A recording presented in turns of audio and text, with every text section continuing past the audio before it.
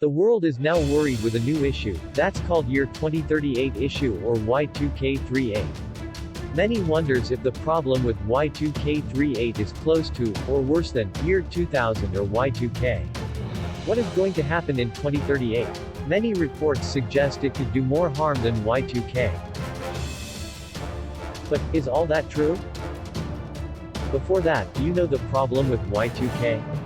When the year 2000 was closing in, the world went panic. It was a major problem for the software and programs produced between the 1960s and 1980s during the period. Those who've forgotten about Y2K or still don't know about it, check out our other video on what happened during the year 2000 or Y2K. To understand the problem of the year 2038, it is important to know exactly what it is.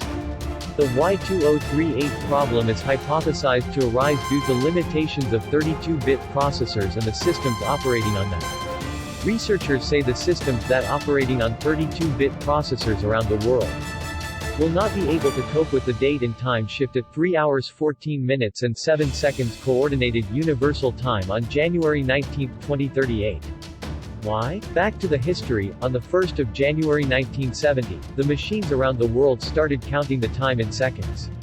But the 32-bit systems only have the ability to count to 2,147,483,647. It will therefore stop counting at 3 hours 14 minutes and 7 seconds Coordinated Universal Time on the 19th of January 2038 as the counting hits its maximum potential of 2,147,483,647 seconds.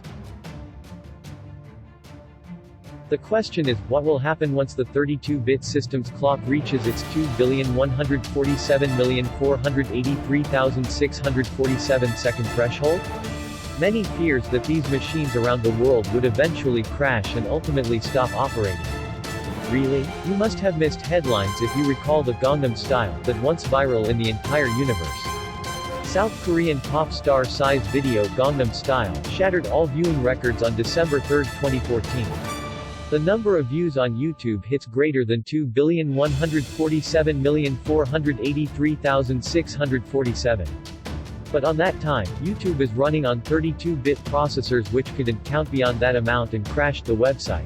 Computer system around the world, for example the system that controlled crucial infrastructure, will stop working at the same time. Aeroplane falling from the sky, medical equipment device failure, nuclear power plants are likely to melt and release radioactive waste, and satellites might collide in Earth orbit were the common scaremongering example from the issue. Although the world is not literally ending this the 19th of January 2038, several problems will occur in digital systems. Nearly all of the devices now used would be unable to perform date calculations. After 2038, the day will reset to Friday, December 13, 1901, which causes several problems.